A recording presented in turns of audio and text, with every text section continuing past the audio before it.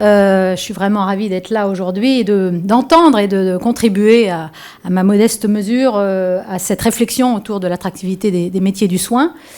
Alors pour ma part, je suis issue de l'industrie pharmaceutique. Voilà.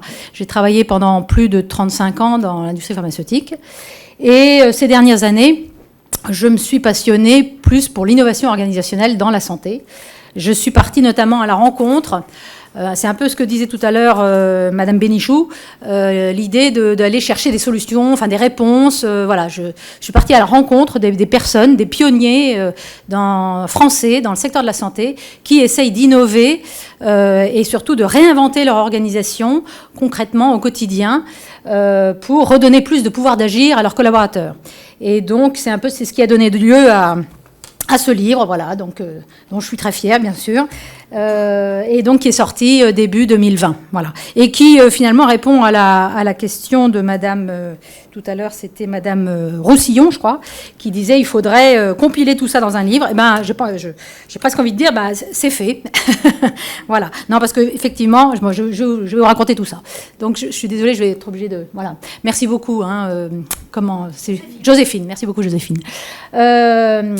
Donc moi, juste en préambule, mon intention, c'est vraiment simplement de témoigner et de vous montrer, enfin vous expliquer ce que certains ont mis en place, vous donner quelques exemples justement de cette innovation organisationnelle dans le vécu quotidien de certains soignants, dirigeants, chefs de service, chefs d'équipe. Enfin vous allez voir, c'est vraiment très très varié. Et surtout, ça n'est pas un cours théorique de management et encore moins une proposition de solution toute faite, parce que voilà, il y a pas une structure qui ressemble à l'autre, et donc l'idée, c'est juste un témoignage, donc c'est très très modestement. Alors pour ma part, mon inspiration et le déclic, je l'ai eu à la lecture du livre de Frédéric Laloux, Reinventing Organization. Je ne sais pas si ça parle à certains d'entre vous. Bravo. Un livre magnifique qui donne beaucoup d'espoir et dans lequel donc Frédéric Laloux il a recensé un certain nombre d'organisations dans le monde entier, dans tout type de secteur d'activité, petites, grandes. Un certain nombre d'organisations qui, justement, redonnent de l'autonomie et de la responsabilité à leurs collaborateurs. Et dans la santé, il cite l'exemple de Jos de Blok, qui a fondé dans les années 2006 l'entreprise Buurtzorg aux Pays-Bas, dont je vais vous parler d'ici quelques minutes, et structure qui a totalement révolutionné en l'espace de 15 ans les soins infirmiers à domicile aux Pays-Bas. Donc je pense que c'est un peu un passage obligé. Et donc quand j'ai découvert cette organisation, j'ai vraiment eu envie de savoir si en France, voilà, certains s'inspiraient de quelques-uns de ces principes organisationnels et pour réinventer leur organisation dans la santé en France. Et donc pour ma part aujourd'hui, je suis facilitatrice en intelligence collective, je suis consultante et j'interviens dans différents contextes pour réaliser des conférences d'inspiration. Alors Buurtzorg, c'est quoi? Déjà Buurtzorg, ça veut dire soins de proximité, soins de quartier.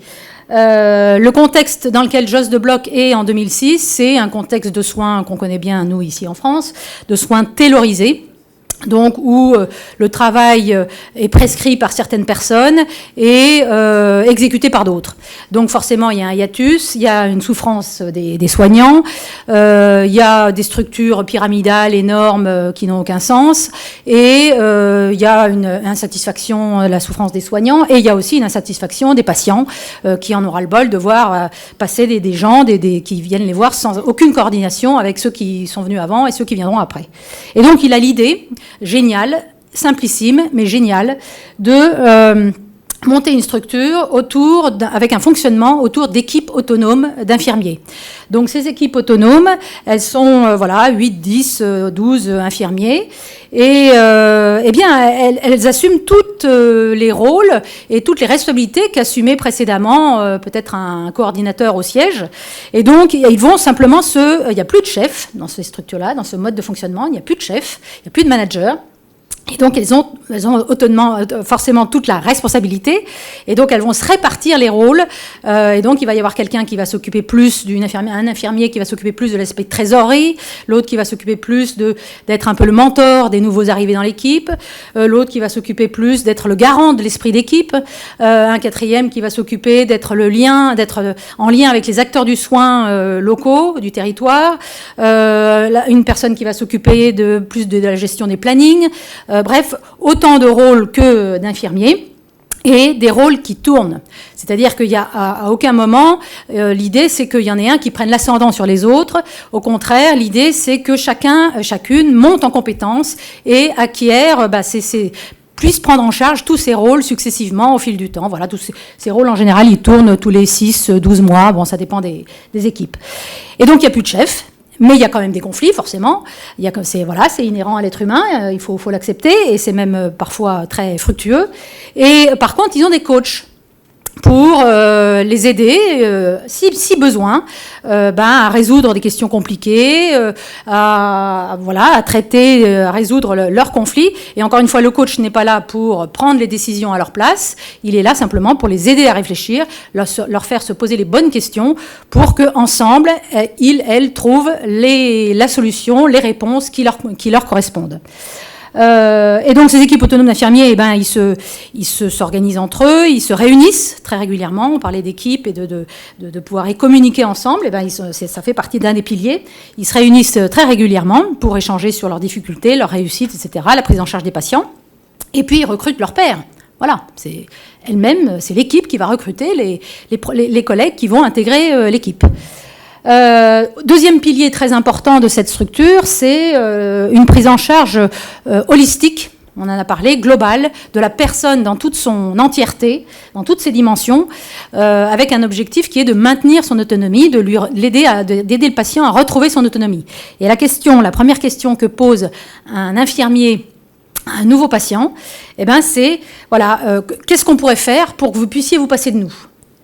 C'est pas qu'est-ce qu'on pourrait faire pour passer un maximum de fois et effectivement tarifer un maximum d'actes et gagner le plus d'argent. C'est qu'est-ce qu'on pourrait faire pour que vous puissiez vous passer de nous. Qu'est-ce qu'on pourrait faire pour que nous nous rendions inutiles. Voilà. Donc c'est vraiment le contre-pied complet. Et donc on voit bien que c'est une structure qui est basée sur l'humain, que ce soit patient et infirmier, avec cette symétrie des attentions qui est très très importante. Donc l'humain est au centre des priorités et toutes les décisions sont guidées par c'est celui qui fait, qui sait et donc qui décide. Et donc c'est le principe de subsidiarité qui est en action à la plus petite échelle, la plus petite, entité responsable. Voilà, au niveau de l'équipe. Alors ensuite, il y a le bon sens prime sur les procédures, un système d'information très performant. Donc voilà un peu toutes les caractéristiques brossées rapidement de Buurtzorg, donc qui veut dire soins de quartier aux Pays-Bas. Et donc c'est un modèle extrêmement vertueux. Et pour l'ensemble des parties prenantes. Donc maintenant, on a 15 ans de recul quand même. Cette structure est née en 2006. Au début, Jos de Blok, il a monté une équipe avec 5-6 infirmiers. Aujourd'hui, ils sont 10 000. Donc il y a 800 équipes ils font un chiffre d'affaires de 400 millions d'euros et ils gèrent 100 000 clients. Donc c'est pas la petite start-up dans son coin, non, c'est vraiment une grosse structure des comptes. Donc on a 15 ans de recul et aujourd'hui on a un certain nombre de chiffres qui sont assez bluffants en termes de performance, de résultats, tant pour les patients, où on s'aperçoit que les 3/4 forcément des patients préfèrent passer par Buurtzorg que par une autre structure parce que cette structure les prend mieux en charge et puis surtout les aide à retrouver de l'autonomie.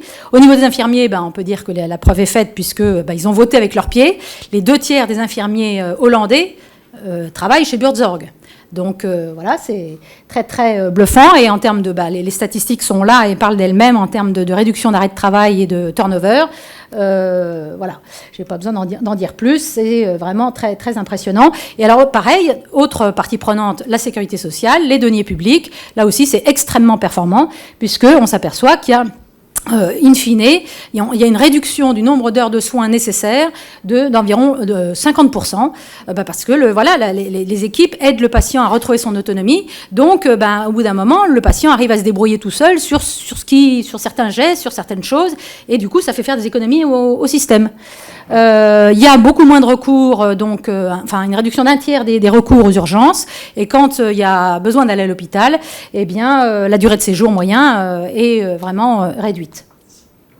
Donc voilà, donc quand j'ai découvert cette organisation, j'ai eu envie de savoir si en France, voilà, tout simplement, certains acteurs utilisaient, enfin, ou déployaient s'inspirer de certains de ces principes organisationnels. Et j'ai pas voulu me limiter à que l'hôpital, ou que le privé, ou que l'associatif, ou que les soins à domicile.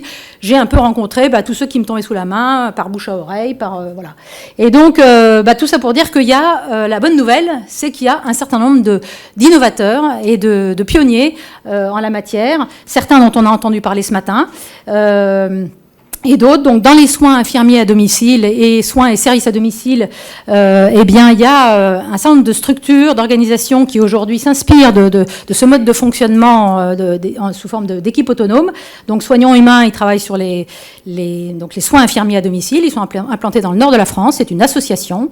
Les autres structures, donc autonomes. Alors Vivat, c'est le pionnier vraiment c'est le premier à s'être intéressé en France à ce fonctionnement en équipe autonome.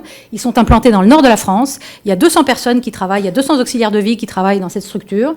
Et puis ensuite, il y a d'autres structures qui les ont suivis. Donc Autonome, c'est une structure qui s'est transformée il y a quelques années, qui est implantée à Rouen, et à l'Envie, c'est plus le modèle start-up.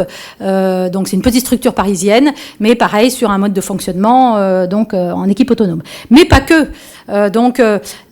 Soins infirmiers et services à domicile, mais j'ai aussi découvert Ipso Santé, qui est un cabinet médical un peu du troisième type, qui reprend un peu certains aspects que vous avez évoqués ce matin, à savoir que dans cette structure, tout est fait pour décharger au maximum les médecins des aspects administratifs. Donc, dans ces cabinets médicaux, il y en a 4 actuellement sur Paris. Donc c'est un regroupement de médecins, bien sûr, de professionnels paramédicaux, de sages-femmes et de développeurs informatiques et d'assistants médicaux. Voilà. Et donc, ces développeurs informatiques, ils sont intégrés à la structure de façon à développer des logiciels de gestion qui répondent vraiment, exactement, aux besoins quotidiens des médecins pour leur consultation, quoi. Et arrêter de s'enquiquiner avec des logiciels qui ne fonctionnent pas ou qui ne correspondent pas du tout à la réalité de leur pratique. Et donc, vraiment, tout est fait pour libérer un maximum de temps administratif pour que les médecins se concentrent sur leur cœur de métier, qui est la relation au patient et sa prise en charge, voilà, les prescriptions, etc., et le suivi. Attends, j'ai pas fini. Merci. J'ai aussi pu échanger, je vais faire rapidement, je vais pas pouvoir bien sûr vous détailler tout, n'ayez pas peur. Mais enfin, tout est là-dedans.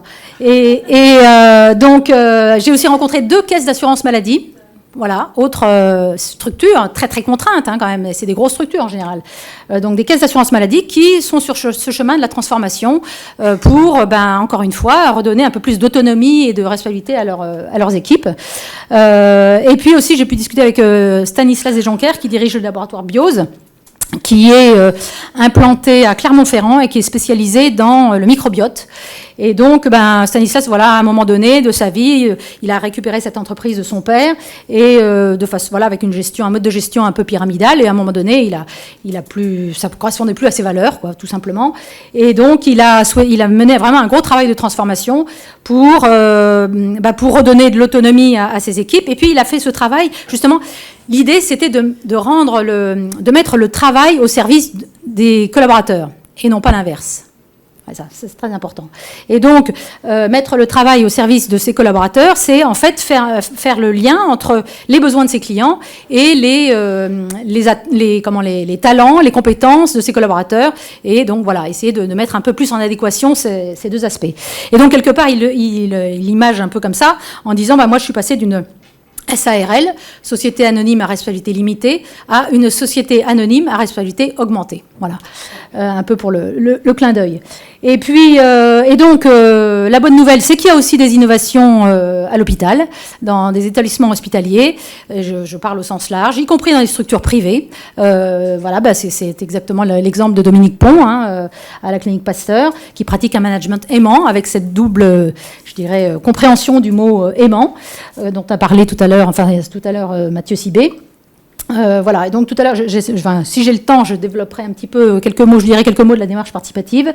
Bon voilà, donc des initiatives très variées, oui, qui s'expriment dans des structures très différentes. Il y a aussi Bruno Dalla Porta, qui est ici présent et qui fera la conclusion tout à l'heure, et qui met en œuvre la philosophie, enfin qui était passionné de philosophie et d'éthique, et qui met en place des espaces de parole démocratiques avec des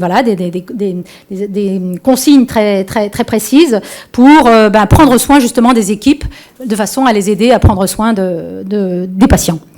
Voilà. Alors, pour ce qui est de la déclinaison du modèle Buurtzorg en France, je vais vous donner quelques exemples. J'ai parlé des structures. Ah oui, ce que je voulais dire aussi, c'est que ces structures qui ont été un peu pionnières dans ce déploiement de Buurtzorg en France, elles se sont regroupées, elles ont cofondé un collectif qui s'appelle l'Humain d'abord et qui a pour vocation d'accompagner toutes les structures, toutes les équipes dans le médico-social qui souhaiteraient évoluer vers ce mode de fonctionnement, parce qu'on sait que la marche est quand même un peu haute et donc c'est important d'avoir un accompagnement et ils veulent faire profiter un peu finalement les autres équipes de leur propre apprentissage. Voilà. Et donc sur la slide suivante, je voulais évoquer, voilà, comment c'est intéressant de voir un exemple vraiment très concret chez Autonome à Rouen, entreprise fondée par Antoine Blondel. Comment s'exprime cette autonomie? Parce que c'est un peu quand même le nœud de la question. L'autonomie, ça n'est pas de faire tout et n'importe quoi comme je veux, quand je veux. Ça s'appelle l'anarchie. C'est plus de prévoir un cadre. Et dans ce cadre, je suis autonome et je peux prendre des décisions. Et donc, chez Autonome, l'équipe a tout pouvoir pour décider de son organisation à condition de 4 choses. 1, respecter les attentes de tous les bénéficiaires, parce qu'il ne s'agit pas d'en laisser quelques-uns sur la route parce que ça ne nous arrange pas ou qu'ils sont trop longs, c'est trop difficile. Enfin, bon, non, on prend en charge tous les bénéficiaires de son portefeuille.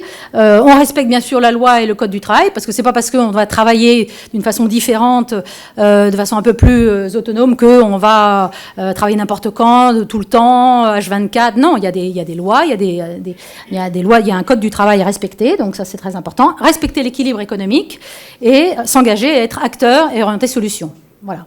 Et donc, pour justement respecter l'équilibre économique, encore faut-il avoir les éléments d'information et donc avoir une certaine transparence sur ces éléments d'information. Et donc, chaque équipe reçoit en fin de mois un tableau de bord. Voilà, vous avez à droite de la slide, où figure de façon très très simple les charges et en regard le chiffre d'affaires. Et voilà, est-ce que mon équipe, elle est à l'équilibre économique, voire plus. Donc il y a vraiment un compteur, un tableau de bord extrêmement visuel qui permet tout de suite à l'équipe de voir où elle en est par rapport à cet équilibre économique. Voilà, donc c'est pour moi important de bien préciser le cadre dans lequel s'exprime cette autonomie. C'est très exigeant. Voilà, c'est très exigeant et c'est pas si facile. Il ne faut pas croire que ça se fait en claquant des doigts, mais du coup, c'est important de bien clarifier le cadre dans lequel on travaille, dans lequel cette autonomie s'exprime.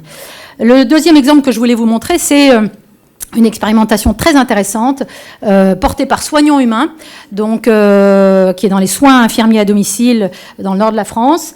Et donc expérimentation dans le cadre de l'article 51, équilibre pour équipe d'infirmiers libres, responsables et solidaires. Et là, l'idée, c'est quelque part de mieux prendre en charge, mieux prendre en compte les soins invisibles. Tous les soins qui relèvent finalement du rôle propre des infirmiers, qui ne sont absolument pas cotés dans la tarification à l'activité. Il y a un énorme trou dans la raquette. Donc on veut que les infirmiers fassent des soins de nursing, mais c'est pas payé. Donc évidemment, ça complique les choses. Donc là, dans cette expérimentation, elle lève les freins systémiques à cette possibilité, puisque elle s'appuie sur 4 piliers, donc très fidèlement à ce que propose Buurtzorg. Le travail en équipe, extrêmement important. Donc là, l'idée, c'est aussi, on en a parlé ce matin, c'est de lutter contre l'isolement des infirmiers libéraux, de façon aussi à favoriser les échanges professionnels entre infirmiers, assurer une prise en charge globale du patient, autonomiser, se rendre inutile. Tout ça, c'est très cohérent par rapport à Buurtzorg et par rapport à la France. Eh bien, il y a cette facturation qui est complètement un peu démoniaque. Eh bien, la mise en place d'une facturation dérogatoire simplifiée au temps passé. Et donc, c'est l'infirmier qui décide, qui, en fonction du temps qu'il a passé avec le patient, qui facture. Il y a un taux horaire, et donc, en fonction du temps passé, il facture le temps passé avec le patient. Voilà, que ce soit des soins de nursing, que ce soit des soins techniques, que ce soit, tout avec bien sûr, cette idée de prendre en charge, encore une fois, la personne dans sa globalité, et donc de ne pas aller juste sur l'acte technique, évidemment. Très bien, je veux bien. Merci, super. Et donc, cet article 51, cette expérimentation équilibre, elle concerne, elle est en cours, elle va bientôt se terminer dans début 2023. Elle a démarré en 2019. Elle a lieu sur 3 régions, les Hauts-de-France, l'Île-de-France et l'Occitanie. Et elle concerne 160 infirmiers qui ont cette possibilité aujourd'hui de tarifer au temps passé avec le patient. Voilà. Et donc, vous voyez la vocation de cette expérimentation, c'est très vertueux, c'est être ensemble les meilleurs professionnels possibles, engagés pour l'autonomie des patients et responsables quant aux dépenses publiques. Voilà. Et donc, je voulais aussi évoquer l'exemple de la démarche participative à l'hôpital. Initiée, les slides sont du coup, le format a eu un petit problème d'importation, on va dire, mais peu importe. Donc, la démarche participative, elle place vraiment la prise de décision collégiale, la cohésion des équipes et la bientraitance au cœur de ses objectifs. Et elle a été mise en place par le professeur Colomba à Tours dans les années 90 pour répondre à une problématique de souffrance des soignants et bien sûr pour optimiser la prise en charge des patients. Donc sur quoi elle s'appuie je veux bien la slide suivante, merci beaucoup. Cette donc démarche participative, elle s'appuie sur 5 piliers. Et le premier pilier qui est le plus important, c'est celui de mettre en place des staffs pluriprofessionnels. Alors on n'invente pas, il n'invente rien, mais il n'empêche que quand même c'est très exigeant. Donc mettre en place des staffs pluriprofessionnels de façon à croiser les regards sur la prise en charge du patient, l'ensemble des professionnels qui sont partie prenante dans le soin au patient sont présents autour de la table et s'expriment et ensuite ils définissent ensemble un plan personnalisé de soins pour chaque patient. Et avec un mécanisme de décision avec 3 tours de table. Donc, le premier tour de table, chacun s'exprime, mais avec un ordre de parole très précis. C'est-à-dire qu'il fait d'abord parler les aides-soignantes, puis les infirmiers, puis les médecins. Parce qu'il s'est aperçu que s'il faisait parler d'abord les médecins, derrière, plus personne n'ose parler. Et donc, on se prive de toute la connaissance et de la relation que peut avoir une infirmière, une aide-soignante avec le patient. Donc, un ordre de parole extrêmement strict et rigoureux. Ensuite, il y a un deuxième tour de table où chacun... ou des propositions qui émergent. Ensuite, troisième tour de table où il y a la recherche d'un consensus. Voilà. Et ce qui est sûr, c'est que le prérequis pour que ces staffs pluriprofessionnels fonctionnent bien, c'est qu'il faut qu'il y ait une bonne entente, un binôme, une complicité étroite entre le médecin et le cadre de santé. Parce que c'est sûr que si y en a un des deux qui tire dans un sens plus directif, c'est cuit, quoi. Ça peut pas fonctionner.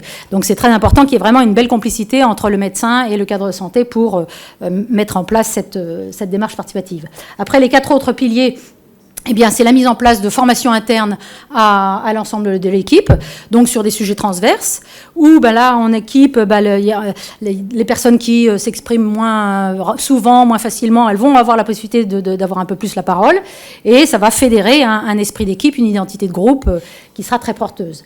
Le soutien d'équipe, c'est la possibilité d'organiser des staffs de débriefing dans le cadre de situations de crise, avec la présence d'une psychologue extérieure. Un fonctionnement en mode projet, c'est-à-dire que dès qu'il y a une idée d'amélioration, une idée même de réflexion sur le projet de service, il y a un groupe de travail qui se met en place. Et le leader de ce groupe projet, c'est pas forcément le médecin, c'est pas forcément le plus gradé. Ça peut être très bien la personne, quelle qu'elle soit, qui a envie, qui a de l'énergie pour faire aboutir ce sujet. Et puis le dernier pilier, c'est vraiment de disposer d'espaces de parole pour les managers, qui soient médecins et cadres de santé, de façon à pouvoir échanger sur ces difficultés, ces réussites, et quelque part partager des valeurs et des pratiques managériales communes. Voilà. Donc la démarche participative, c'est très intéressant. Il y a beaucoup de publications. Le professeur Colomba et son équipe sont allés très loin dans la démonstration pour vraiment apporter la preuve, cliniquement parlant, et études à l'appui, que ça a apporté une meilleure qualité de vie au travail et une meilleure qualité des soins in fine. Et bien sûr, donc, ça rétablit la confiance dans l'institution et puis ça répond aux besoins de reconnaissance des professionnels. Alors, j'en ai bientôt terminé. Juste une dernière, ça me semblait important d'évoquer les dénominateurs communs de toutes ces innovations. Là, j'en ai parlé de 2 ou 3, bon. Mais qui sont, ces innovations, elles existent dans des structures très différentes, avec des tailles très différentes, et pour autant, elles partagent un certain nombre de dénominateurs communs qui ne constituent pas en soi une recette miracle, hein, là encore. C'est à chaque structure, chaque chose va vouloir dire une chose différente, mais quand même, il y a quand même quelques points de regroupement. Donc, dans ces structures, il y a une culture du soin vraiment qui est centrée sur les besoins du patient. Le besoin du patient sont premiers, et toute l'organisation va s'articuler autour des besoins du patient. Et c'est pas le patient qui va s'adapter aux méandres de l'organisation, c'est vraiment le patient est premier. Ensuite, il y a dans ces organisations une raison d'être et des valeurs qui rassemblent l'équipe et qui sont clairement établies, formulées, rappelées, qui évoluent aussi. Hein. C'est pas parce qu'à un moment donné, on a défini une raison d'être qu'elle est gravée dans le marbre pendant 25 ans. Non, forcément, ça évolue. Et donc, cette raison d'être, c'est vraiment très, très important parce que c'est vraiment au travers de cette raison d'être et de ces valeurs que toutes les décisions vont être prises. Donc c'est très engageant. Et cette raison d'être, bien souvent, elle est guidée par l'intérêt général. Et donc ça va un peu bousculer le concept de compétition. C'est-à-dire que dans, par exemple, Burzorg, Jos de Bloch, il a écrit un bouquin où il a mis comment il travaillait, toutes ses recettes, etc. Et puis il va régulièrement faire des conférences chez ses concurrents, gratuitement, pour embarquer un maximum de ses confrères, quoi. Parce que sa volonté, c'est que sa raison d'être, qui est le bien vieillir à domicile, eh bien, soit, je dirais, poursuivi par un maximum d'entités. Donc on voit que ça va bouleverser, ça va, je dirais, irradier l'ensemble de l'écosystème. De même, je vous parlais du collectif L'Humain d'abord, ça participe de cette même idée, quoi. C'est l'idée de contaminer un peu son écosystème et donc de quelque part de transformer, pas seulement son organisation, mais aussi l'écosystème, à partir du moment où c'est vertueux. Avoir un top management exemplaire, on sait bien que dans ces transformations, ça part toujours de la direction. Ça, c'est un fait. Et il faut que ça parte de la direction. Après, il ne faut pas que ce soit juste des belles valeurs, des belles slides, des beaux mots mis sur des slides qui ne s'incarnent pas au quotidien. Et toute transformation démarre par la transformation du dirigeant, d'abord. Parce qu'il faut qu'il soit crédible. Sinon, ça ne marche pas ou ça marche pas longtemps. La notion d'équipe, on l'a dit, est très très importante. Il s'agit là, je dirais, de choisir de trouver le juste milieu entre autonomie responsabilisante et indépendance, parce qu'il ne s'agit pas non plus de faire sécession. Hein, ça, c'est très important. Cette autonomie, elle s'accompagne, et il s'agit d'accompagner justement les nouveaux collaborateurs qui arrivent avec des formations à la communication non violente, à des formations sur la communication orientée plus solution que plus sur les problèmes. Et puis aussi prévoir un processus de résolution de conflits. Parce que, encore une fois, c'est pas parce qu'on n'a pas un manager omniprésent et qui commence à avoir une posture qui commence à prendre une posture plus de manager coach que il y a plus de conflits. Non, les conflits restent et c'est plutôt sain. Et donc simplement il s'agit de pas négliger les conflits, de pas vouloir les mettre sous le tapis ou de mettre la tête dans le sable. Il s'agit au contraire de les traverser ensemble et c'est ça qui va fédérer une équipe. Des outils digitaux performants, c'est aussi assez incontournable dans le monde dans lequel on est aujourd'hui. Mais encore une fois, ces outils digitaux sont au service de l'équipe et de l'organisation. C'est pas des outils digitaux qui vont complexifier le travail et qui vont empêcher, encore une fois, le travail. Voilà. Donc ça, c'est extrêmement important de replacer l'outil digital pour ce qui doit être comme un moyen et non pas comme une fin en soi. Et puis, bien sûr, en termes de communication, la possibilité dans ces organisations de pouvoir être soi-même, quoi, de pouvoir dire comment je me sens, voilà, d'avoir une communication transparente, de pouvoir parler de ses émotions, de son ressenti, et donc de pouvoir mettre sur la table ses erreurs et de pouvoir apprendre de ses erreurs. Mais pour ça, il faut disposer d'un espace démocratique, enfin d'un espace de parole où on est entendu et où on n'est pas jugé. Voilà. Alors maintenant, qu'est-ce qu'il faudrait faire pour que ces transformations soient pérennes ?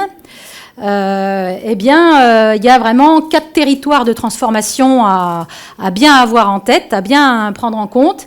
Et c'est ça qui fait toute l'exigence et toute la difficulté de ces transformations, c'est qu'il ne suffit pas juste de modifier les process organisationnels et de dire, ben voilà, maintenant l'organigramme il est comme ça, et puis on va travailler comme ça, et puis toi au lieu d'être là, tu vas être là, et puis toi au lieu d'être là, tu vas être là. Non, ça suffit pas. Là, on est dans le collectif, le comment du collectif.